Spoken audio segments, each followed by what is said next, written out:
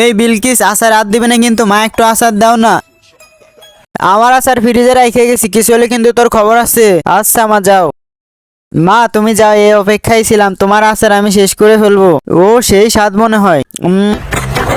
হ্যাঁ মা বলো, এই আচার কি ঠিক আছে? মা তোমার আচার আমি ধরেই নেই, আমার সন্দেহ লাগতেছে, এখনই বাড়ি যাইতে হবে। এরপর কি হলো দেখার আগে তোমাদের কাছে আমার একটা অনুরোধ, তোমরা যদি আল্লাহকে ভালোবেসে থাকো তাহলে ভিডিওতে একটা লাইক ও চ্যানেলটি সাবস্ক্রাইব করে কমেন্টে আই লাভ ইউ আল্লাহ লিখে যাবে। মা বাড়ি আসার আগে আমার আচার বানিয়ে ফেলতে হবে। কিরে জগেও পানি নাই, আরে কলেও পানি নেই, যা বুদ্ধি পাইছে মদ দিয়ে দেই, তাহলে অনেক স্বাদ হবে।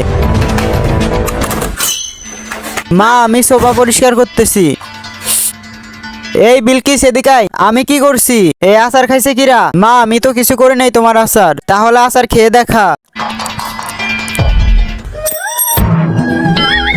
মা আমি তোমার আচার সব খায় মদ মিশাই দিছিলাম।